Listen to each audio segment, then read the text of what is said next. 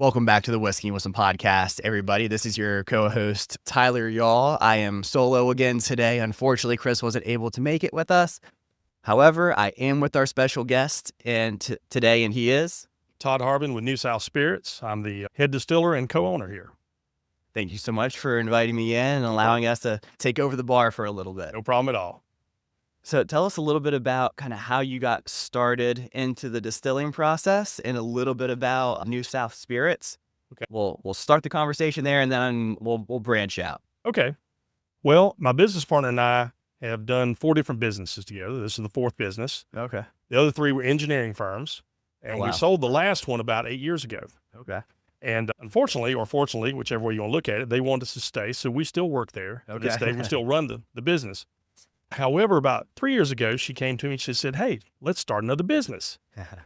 And I'm like, "Oh, no more engineering. I'm tired of it. I want to do something I've never done before. Oh, yeah. And hopefully something that's going to be a challenge." And so she said, "Well, what do you want to do?" I said, "I don't know."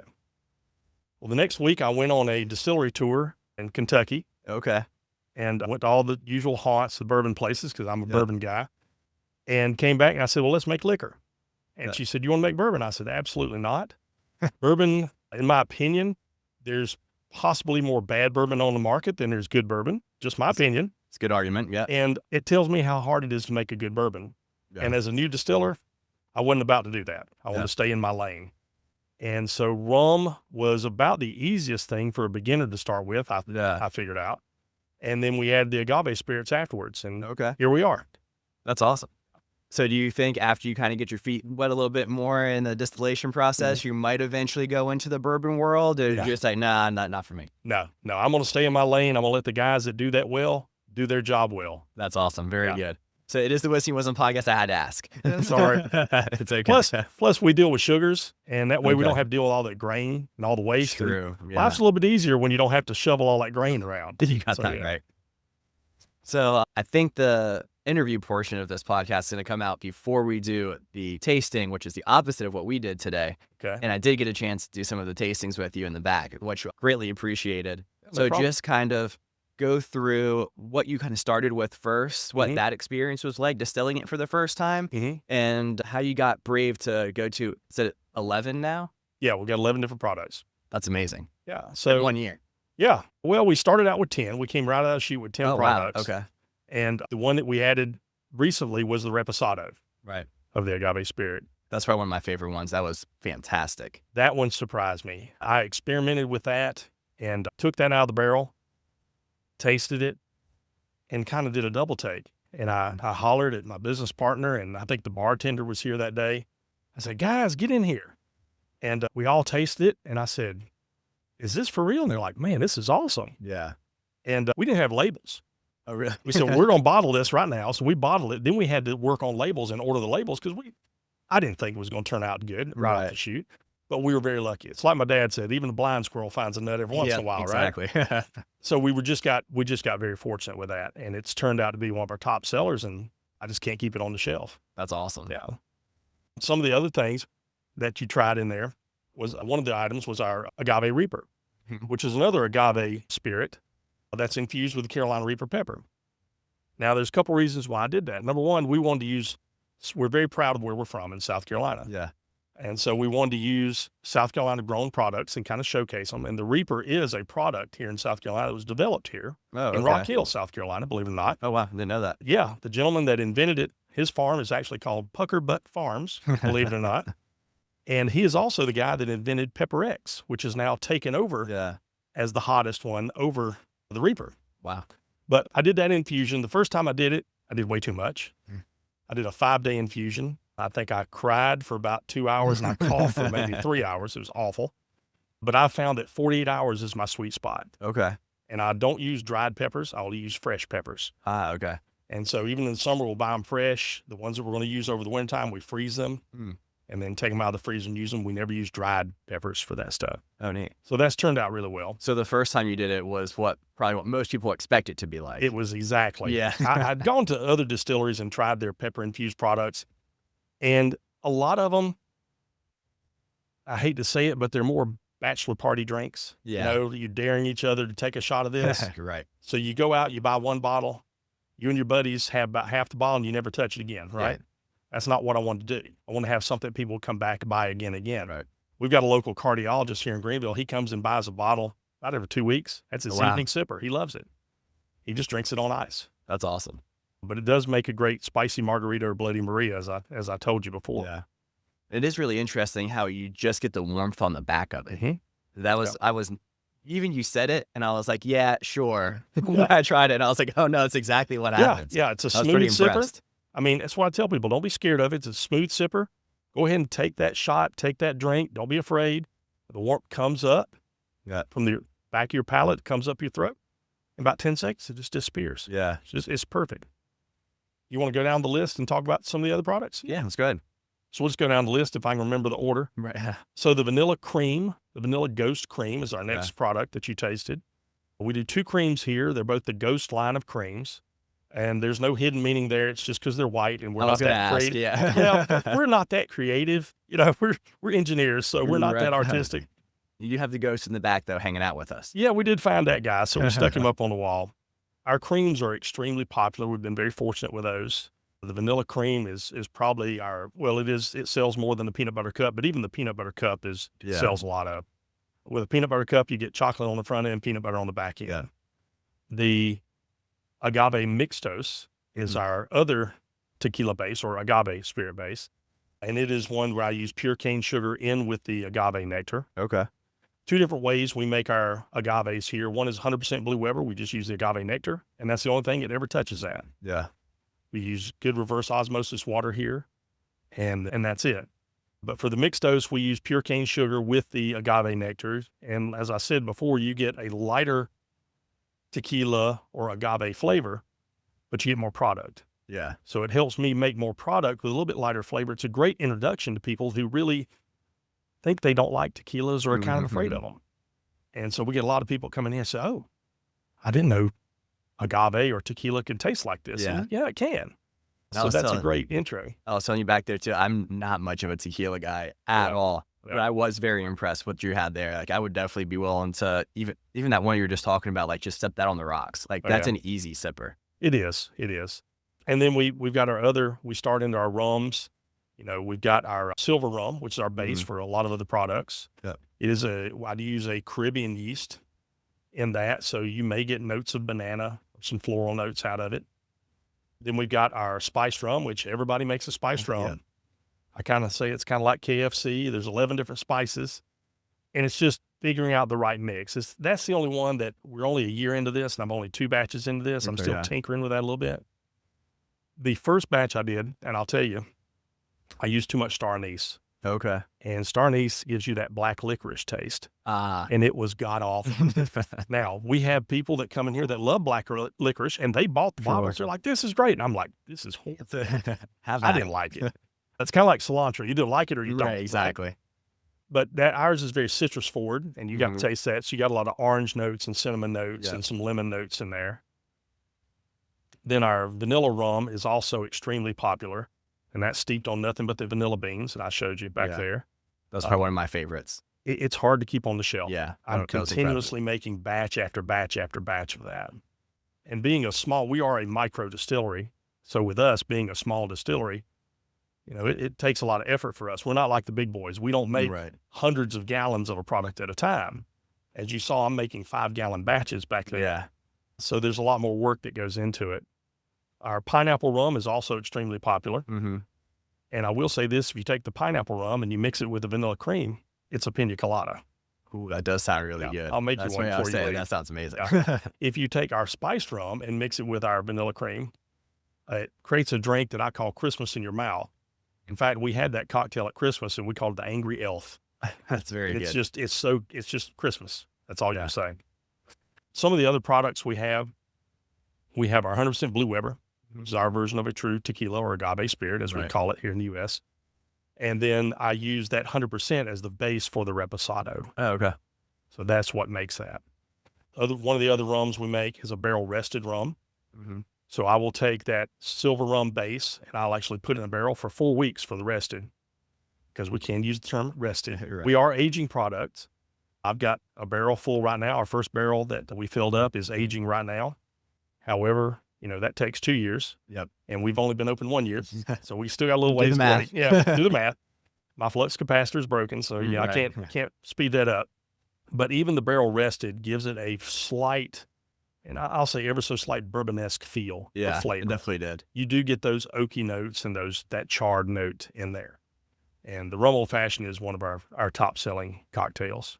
What kind of barrels do you rest them in? American white oak, Okay, perfect. Yeah. made in the Canton Cooperage in Lexington, Kentucky. Oh, wow. I'll yeah. give them a plug. They make awesome barrels, and they're good tight barrels. We don't have a problem with leakage, and they just make a very good product.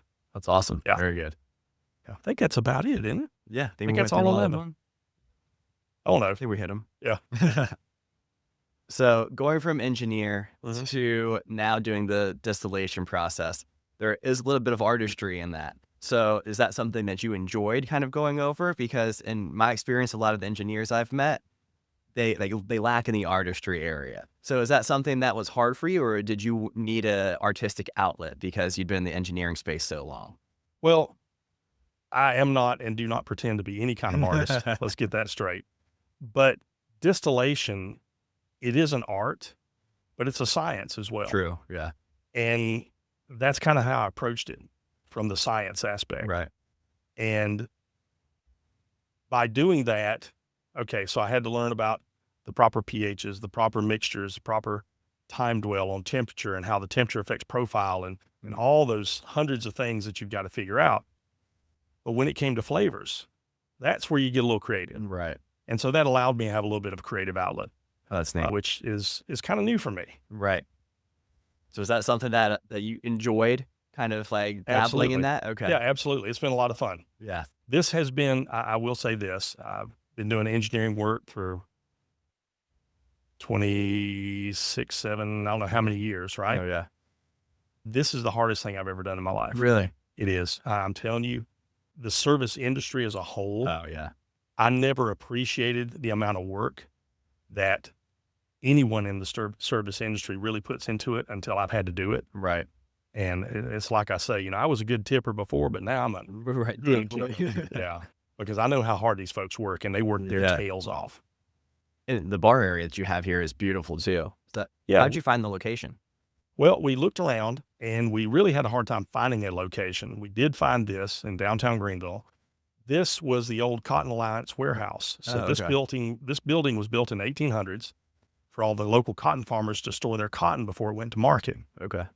And so we are actually in the basement of that building, as you can see. Right. So all these bricks are original. There's not a level spot on this floor. These bricks, they will crumble if you try to hang anything in the walls, but they do have a lot of character, and there's a lot of Sure. history here. And it's been a good location.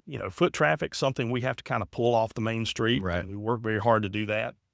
But now that we've been here a little while, word's starting to get out, and we're Yeah. getting, our regulars come in on a regular basis. And Greenville is a tourist town. Right. So we get a lot of tourists here.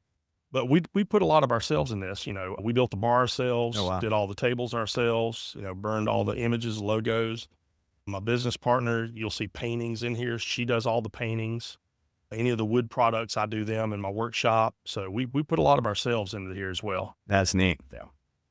So not too often do I hear about a new distillery that's coming right out of the gate with 10 products. Yeah. So was that by design originally, or did you just get going and you know what, I can make this now, or I can make that one? Or is that just the beauty of having small batches? Well, it is the beauty of having small batches. Ideally, I wanted to come out with maybe 5 products. Okay. Yeah. And my business partner, Lisa, she pushed me. She said, no, we need more than 5. We need more than 5. And so we started with 10. Right. And it's been a good mix. It's actually been good for us because it allowed us to have enough variety that no matter what your taste profile is when you come in here, you're going to find something you like. That's a good point. Yeah. Yeah. There's a lot of other places you'll go and you're like, well, I'm a whatever drinker. And then you end up just drinking something that's typical off the shelf that you almost feel forced to carry back there. Yep. And you're right. You do kind of have a little bit of everything for everyone here. And that's pretty impressive. Yeah, I get a lot of people that come in and when they come to a distillery, they expect whiskey or bourbon, right? And they're like, oh, you don't make whiskey? You don't make bourbon? No, sir, we don't. But let's try this barrel rested. Right. Let's try this reposado. And they taste it and they go, oh, this is pretty good. I didn't realize. There you go. So yeah, it does open that door. Right. And with the agaves, Agave is a rising spirit here in the U.S., and we get a lot of interest in that from not only our locals, but also folks from overseas. Oh, okay. And we've had people come in here from all walks of life, and they've liked what they've got, and I'm very proud of that, and I'm very thankful for that, because I don't pretend to know what I'm doing at all. It's working out, so that's always good. We'll see. With the agave spirits, we talked about this a little bit in the back too. What made you want to venture into that? Because I know that's not an easy thing to accomplish. Well, two things. As I said, it's a rising spirit. Yeah. And so that's why I wanted to get into it.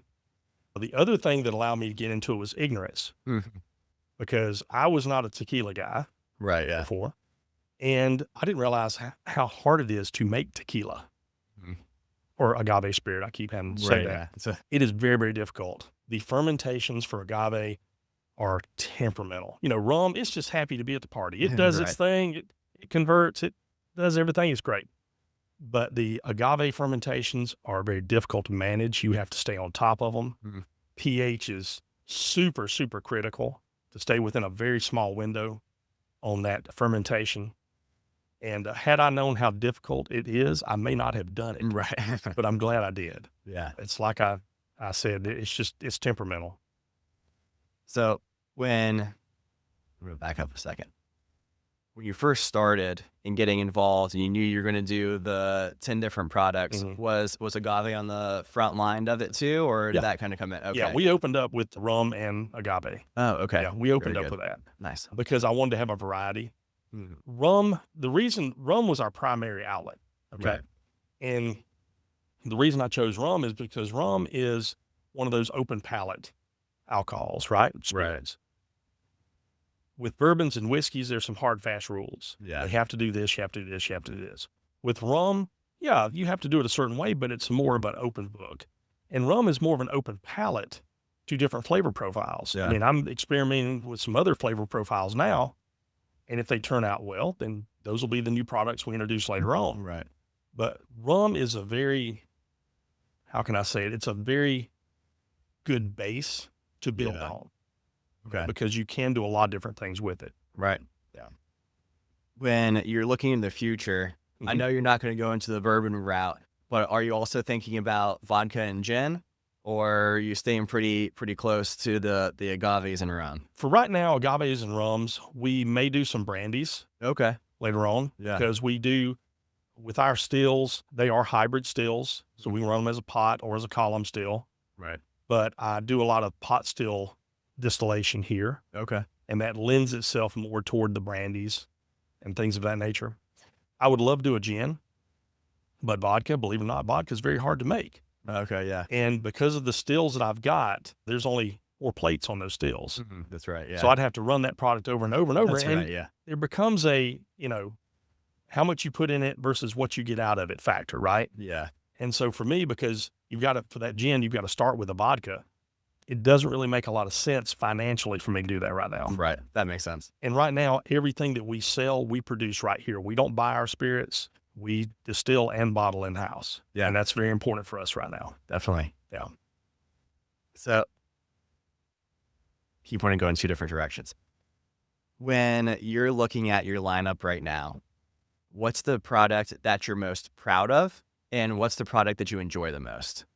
That's a good question. I guess the product I'm most proud of right now is our Reposado, because it surprised me. Right. I did not expect it to turn out the way it did. So I'm probably most proud of that. I enjoy them all.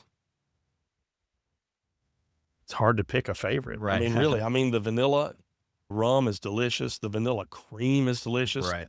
And I'm telling you, probably maybe the vanilla cream for me, because you put that in a cold brew coffee and it's just, that's smart. It will change your world. Yeah. Yeah. It's awesome. It does sound really good, actually. Yeah. I might have to pick that up and try that later. Yeah. Put it in your cold brew coffee, put it in your pancakes. Oh, okay. Make your pancake mix like you normally do. Yeah. Take a shot of that vanilla cream, put it in that batter that's just about ready to be poured out. Yeah. Stir it up. The alcohol is going to cook out. Right. But all that great vanilla flavor comes through and it'll make your pancakes fluffier because of the cream in it. Oh, no way. It's delicious. That's smart. We have to try that out too. There's always a lot more that you can do with those creams than I ever imagined. Oh, yeah. Yeah. Makes it a lot of fun. That wasn't my idea. I actually stole that from Buffalo Trace. Okay, Because yeah. if you go on a tour there, that's what they tell you to do. And I tried it at home, and they're not kidding. And that flavor really comes through. That's neat. Have you done any, I know everything here is small batch anyway, but have you done any like limited edition runs, or is that something you plan on doing? We will do that some. Right now, we're not, because I'm still experimenting with some of that. Right. The only problem for a small distillery like us is labeling. Okay. Because labels cost so much when you Right. buy them in the quantities we do. We don't buy 20,000 labels at a time like Yeah. the big boys. We'll buy like 3,000 or 4,000 labels at a time. And when you want to come out with special editions, well, you got to get the label, and the label's got to be approved by the TTB. So there's a whole process there. So maybe after some time, when we get some more time under our belt and have more, hopefully, money and not be so new, Right. we'll be able to do those kind of things, because I'd love to do those kind of things. That's neat. Yeah. So since you are a North Carolina podcast, Yeah. do you sell in North Carolina yet? Not yet, but we're hopefully on our way soon. Okay. We just started distribution here in South Carolina about 3 months ago, Oh, okay. and we're expanding all the time. In fact, we've got a meeting later on today with another distributor that will give us pretty much the whole state if we can seal that okay. deal. And once we have South Carolina, then absolutely, we definitely want to expand North Carolina and Georgia. Oh, yeah. Yeah, we want to keep it Awesome. right here where we're from. Exactly. In the Southeast. Yeah. Exactly. Kind of lock it in, and that's kind of the premise behind the small batch anyway, right? Yeah, It's that's kind right. I mean, we're proud of where we're from. We're proud of this region of the country. And you just can't find nicer people than you have here in the Carolinas. Oh, yeah. I agree with that. I'm from Pennsylvania, and moved down here and never left. Yeah. That's awesome. So where did the name New South Spirit come from? Well, that's a story in and of itself. When we first did our marketing campaign, we were going to be called something totally different. Okay. And we were going to be called Bad Decisions. Yep. And then our lawyer advised us it might be a bad decision to have an alcohol company named Bad Decisions. So he said, Fair great. enough. Right. So in the 11th hour, we had to change all of our marketing. And so we locked ourselves in a room and finally came up with New South Spirits.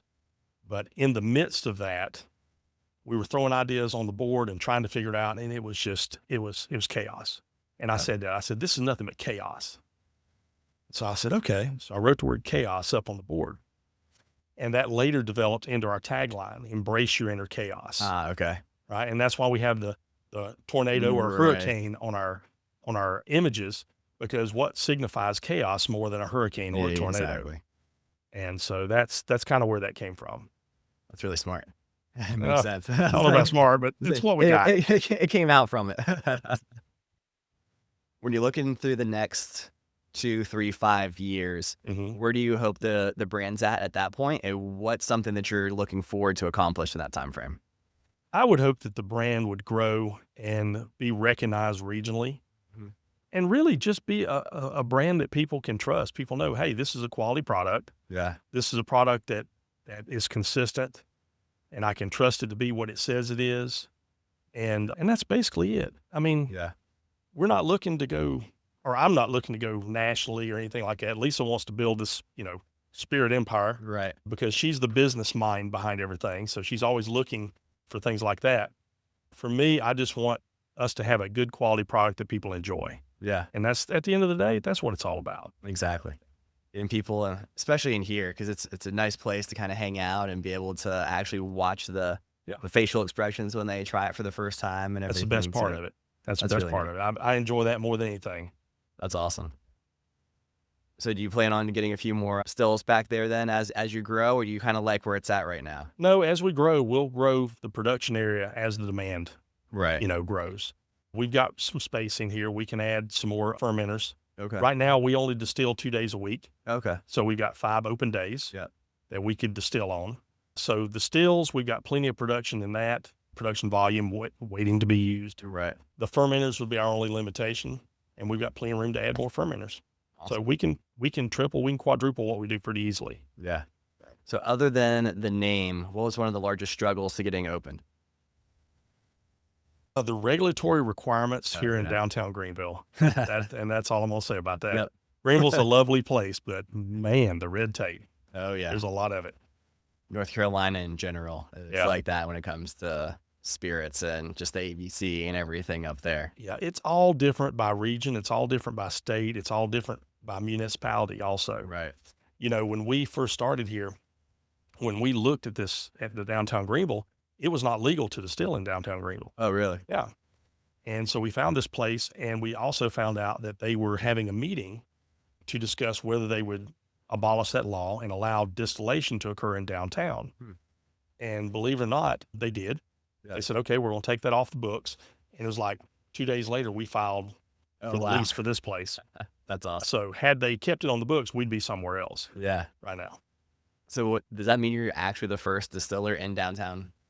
There Really? was a distiller here that sold, but they did not distill in downtown Greenville. Okay. They had a store. So they had a presence here, and they no longer have that presence here.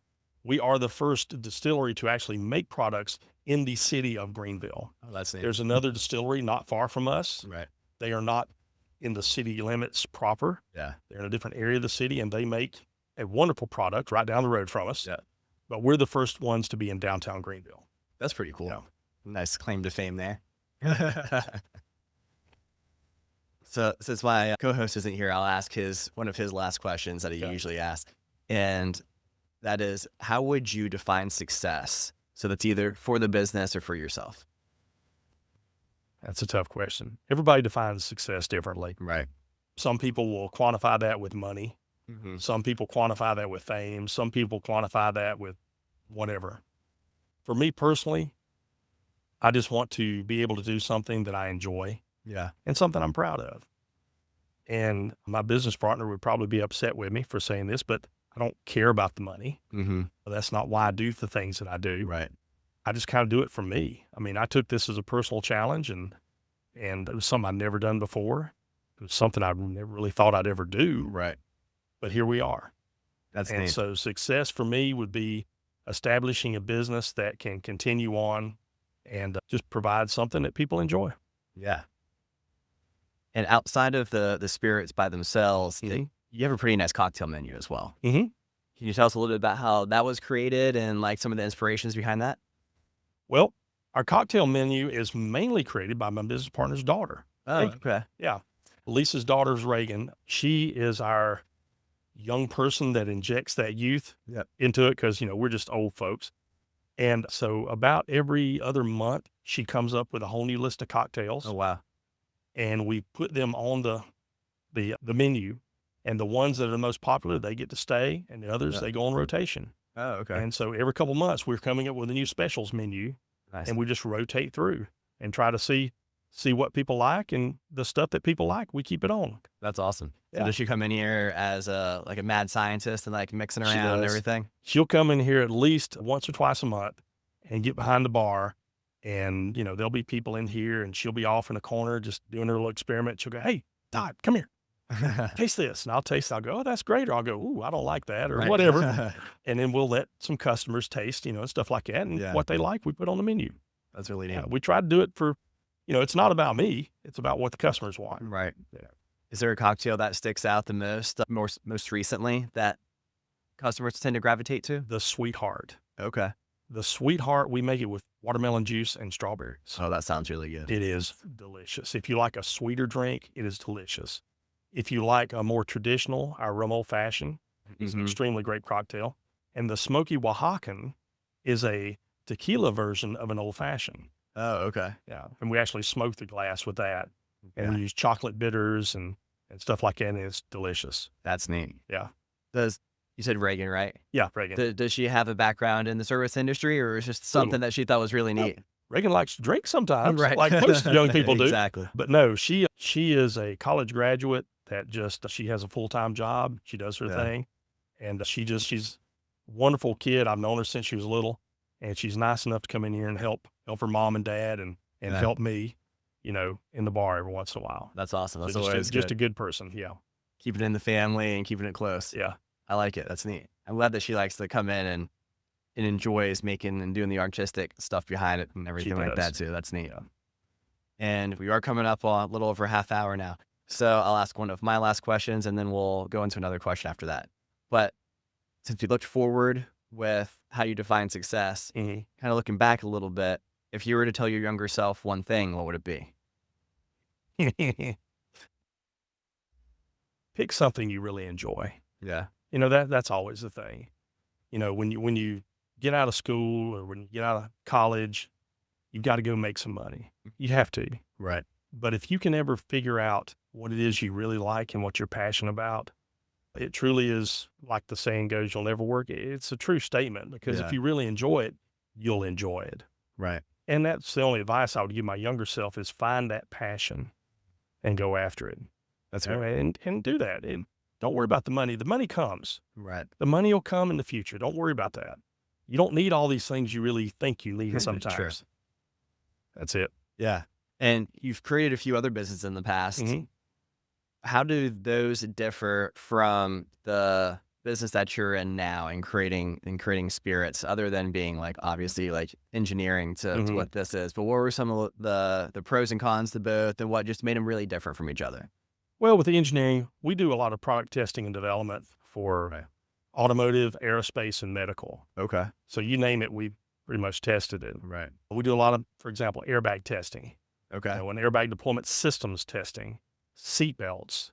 We've done testing for knee implants. We've done testing for hernia implants. I mean, you name it. And the thing with that is you have to use your engineering skills to develop these tests. Okay. Now, a lot of tests, they have nice specifications written. You just follow the specification. That's great. Right. But even with specifications, you might not have a piece of equipment that does it, and you have to build that equipment. So that's part of what I've done for years. I design and build the equipment to do the test. And it was kind of the same here. Great example is the controls for our stills. So the stills that we bought actually came with a controller that controls, it's just a big rheostat. It controls the amount of energy you put into the heating element, because we have electric stills. Right. Well, I don't care about that. What I care about is the temperature at the head of that still. And so they didn't sell a PID control. Now, you can go online. They'll show you how to do it. It's a pretty simple system for anybody who wants to do it at home. Yeah. But I built our PID controllers, so now I can control what temperature. I set what temperature I want. I can actually set the profile of it. Oh, wow. And it'll ramp up to that temperature, and then you control your dwell time, and that helps you control your flavor profile. I've thought about fully automating it, but you know what? You got to have a little artwork in it too. Right. You got to kind of manipulate it by hand, and it's like I've got a distillery associate now that helps out, and I'm teaching him, don't worry so much about what you see on the display. Mm-hmm. Watch what's coming out of the still. Watch what's coming out of the parrot. Look at your proof, look at your flow. And those two data points in your mind will tell you how do you need to adjust that temperature. That's So good. there's a bit of an artwork to it. Right. There's a distillery up in North Carolina near Jacksonville, and they originally started as moonshiners, and this old, like, illegal moonshine back in the day and everything, and they eventually brought it to the 21st century, kind of, and made it more legal and whatnot, started getting into bourbons. But it was very similar to that too, is when I was going through that tour, they said the exact same thing. They're like, hey, we could automate a lot of this. We could do a lot of things that we could kind of bring it in. It's like even more the 21st century than it is now. But there's something about like sticking to the heritage of like the old time distillation process and just like doing it the old fashioned way, right? Like, and they said it's a labor of love there, and they do it on purpose. I mean, the big boys, you look at somebody like Buffalo Trace, Right. okay? Well, they're running continuously 24/7. Yeah. So I don't know if you've seen their new line that they put in a few years ago. It's awesome. It's all controlled, big control room, and they put their programs in, and they're taking their cuts at the different heights, and it's just it's amazing, but it's industrialized. Right. I'm not saying anything bad about their product, love their products, but when you do stuff like that, you lose a bit of that human touch to it, and a little bit of that variability. Having a consistent product's important, but a little bit of variation is not necessarily a bad thing. Exactly. That's what's funny, because I know you mentioned End of Days, which is right down the road actually for where we They're record. awesome. Yeah. And that's how everything is. Like every single batch that comes out, like there's a little bit different in every single one of them. And that's something that I enjoy. Yeah, I had somebody the other day pull up two of my vanilla bottles, and one was darker than the other. Oh, yeah. And he said, hey, why is this one darker? I said, because I use real vanilla beans. Right. He said, what do you mean? I said, well, it's the same number of beans, same grade A Madagascar beans, split, same amount of time, stir them once a day, but they're a natural product. There's variation. Exactly. Yeah. And some batches are darker than other batches. And that's just part of using natural products. I That's mean, if neat. you use artificial stuff, then you can get it perfect every time, right? That's true. That's not what we want to do. Yeah. And I think that's kind of where a lot of the world, I feel like, is going right now too. Is they want to associate themselves with a brand. They want to associate themselves with a story. Mhm. And that's what's fun about going to these like micro distilleries Mhm. and the new places that open up too, because they all have a story that builds the brand. And then there's something a little bit different about what they do as opposed to the person down the road a little Right. bit. And that's what makes it fun. And, Oh, yeah. and that's kind of where the podcast came from too. That's awesome. That's awesome. Everybody that I met in the distilling industry has been great. In South Carolina, we have a distillers guild Oh, okay. that we lobby for things at the state house and different laws. And every representative from the different distilleries that is in it, wonderful. I mean, Yeah. distillers, coming from an engineering world, we keep our secrets very tight. Right. Yeah. Okay. But it seems with the distillers, they'll give you the shirt off their back. There's only Right. one thing they won't share. We don't share our type of yeast that we use strain. Right. We don't share that. But anything else you want to know, we'll tell you whatever you want to know. And it's been refreshing. It's been really cool to get involved in something like that. Oh, that's neat. Yeah. Yeah, I'm sure going from the engineering world where it is so Oh, yeah. tight, then just going where people want to help you and Mhm. everything too. There's a lot of breweries up in Wilmington, Mm-hmm. and I've known quite a few of them that know each other really well, and they'll be like, "Oh, shoot, like I just ran out of whatever," yeah. and they're like, "Oh yeah, here you go, just like get me back on the next one," Oh, yeah. and Yeah. just like super easy. Distillery down the road, Swamp Fox Oh, okay. Distilling in Pendleton, South Carolina. Good friend of mine, Ernie Wagner, and his wife Peg on it. Yeah. And I've run out of yeast nutrient before, and I've got crap. I can't get it quick enough. Right. Can I get some? He said, "Yeah, come on, get you a couple scoops or whatever you need to get you Right. by." Everybody in this industry has just been great. That's awesome. Yeah. So we are coming up on 40 minutes now. Is there anything that you want to shout out or let people know where they can find you? Just come see us in downtown Greenville, South Carolina, New South Spirits, www.newsouthspirits.com. You can also order, there are 6 of our products that are in distribution, Oh, okay. and you can order those through our website if you want to try them.